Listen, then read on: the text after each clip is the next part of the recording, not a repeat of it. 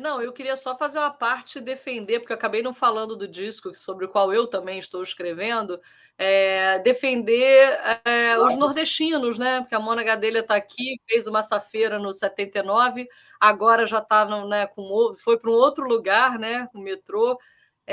Mas esse livro, esse 85, tem também, no meio dessa salada musical que virou a década de 80, tem Zé Ramalho, tem Amelinha, tem Alceu Valença, tem Geraldo Azevedo, né? Curiosamente, não tem os cearenses, né? Belchior não está aí, Fagner não está aí, mas Fagner está. Essa turma também ficou um pouco. A Fagner está, é verdade. Fagner está. O Ednardo o Mimi que Rocha não tá, né? Que a gente. Isso, E porque a gente também ficou assim, buscando os discos de 85, claro, né? Não é nem que esses caras não estivessem atuando, é porque eles não lançaram naquele ano disco, né, de relevância e tal. Quer dizer, disco. Mas o Alceu Valença e Alba Ramalho participaram do Rock in Rio, né? O Rock in Rio, que veio com a coisa do rock, também teve a sua parcela MPB. Todo mundo fala, Rock in Rio, hoje não tem rock. Naquela época já tinha a turma da MPB no Rock in Rio, né? Gilberto Gil, Baby, né? Moraes Moreira. E aí a gente tem também Alceu Valença e Alba Ramalho participando do Rock in Rio em 85. No caso do Zé Ramalho, eu escrevi sobre Elba Ramalho no 79. 79 foi o ano que ela lançou o Ave de Prata, que foi o primeiro disco dela, no mesmo ano que ela cantou, né, e apareceu na Ópera do Malandro, do Chico Buarque. E dessa vez eu estou escrevendo sobre Zé Ramalho, que é um caso à parte, que o Zé tinha tido uma questão, né? Ele tinha sido acusado de plágio pelo Força Verde, o disco de 82, estava numa fase muito ruim, e 85 é quando ele começa a ressurgir com Mistérios da Meia-Noite, né? Que foi a música que entrou para a trilha sonora de Rock Santeiro e trouxe um pouquinho o Zé Ramalho de volta. Depois ele dá uma caída de novo e só vai voltar depois, de fato, lá no Grande Encontro, já no final da década de 90. Então é um momento delicado para o Zé Ramalho, sobre o qual eu estou escrevendo. Mas é isso, esses nordestinos né, ali de Pernambuco, Ceará e Paraíba também estavam no meio dessa confusão, se é que eu posso dizer assim, né, da música brasileira, que tudo aconteceu, né, nesse momento, nesse período. Então, Sim. só queria dar essa reforçada, né, para a gente não deixar de falar desses nomes tão importantes aí também para a nossa história. Ô, Cris. Com certeza. Você me desculpa eu não ter puxado o seu disco. Fala, Célio. A Cris estava falando das regiões. A gente está falando das regiões, falando da sua região, de Minas. Em 85, é lançado o primeiro Split, o primeiro álbum do Sepultura. Pode crer. E os moleques não tinham. E o que é curioso, que os moleques não tinham nem 18 anos. Sim, sim.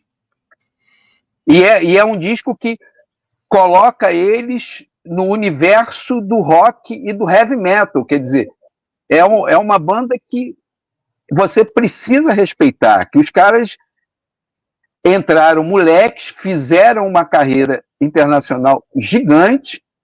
Depois a carreira vai, como qualquer grupo, ele tem atritos internos e acontece. Mas é um momento que a gente fala de rock e as pessoas também ficam pensando basicamente em um rock.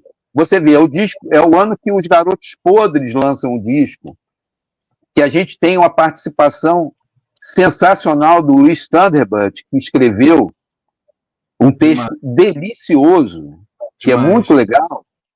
E esse livro tem coisas legais, porque você vê que tem a variedade, e graças à minha parceria com a Cris, da gente dividir as indicações, por exemplo, pessoas como o Maurício Gouveia e a Mona, eu sempre falo, vamos pensar um disco para a Mona e para o Maurício Gouveia, porque eu conheço Mona desde 92, então, quer dizer, a nossa história é longa. Mas você vê que é isso que a gente faz, de mexer com a história da música e com discos que às vezes não são lembrados pelo ouvinte comum. A Camille estava falando do Martim da Vila, só para complementar a história do Martim da Vila, no 73 foi o Rildo que escreveu o disco do Martim da Vila. E ele falou uma coisa que é sensacional, que é sensacional, que as pessoas pensam só com álbuns de rock, principalmente os ingleses. O Martinho, ele pensa o disco como um desfile de escola de samba. Ele estrutura o repertório, o álbum, como um desfile de escola de samba. A música que entra, o ápice, quem vai entrar primeiro, quem vai entrar depois. E isso é muito legal, que você vê que os artistas brasileiros, eles têm essa pluralidade.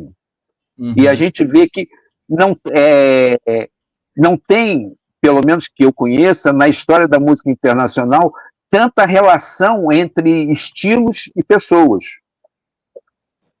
Perfeito. E essa acho que é a riqueza da nossa música. Sim. O Leone tinha comentado isso, né? Que ele não se fecha ali, que ele está antenado ali com a geração dele, com as gerações mais novas. E eu acho que isso é super louvável, porque, para mim, a música brasileira é uma das mais ricas do mundo. Sabe? Assim, não é que é rica no Brasil, é mais ricas do mundo. Os gringos piram quando ouvem as nossas músicas.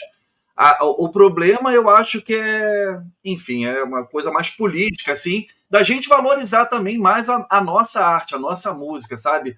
E ouvir música como a gente ouvia nessa década, por exemplo, que acho que isso se perdeu um pouco, de ouvir a música como ela merece ser ouvida muitas vezes, com certa reverência. Você pode ouvir no rádio do seu carro, no seu serviço de streaming, na academia e tal, mas de vez em quando é bom você parar e ouvir a música, né? Sentar ali como a gente sentava com os amigos nos anos 80 para ouvir um álbum, né?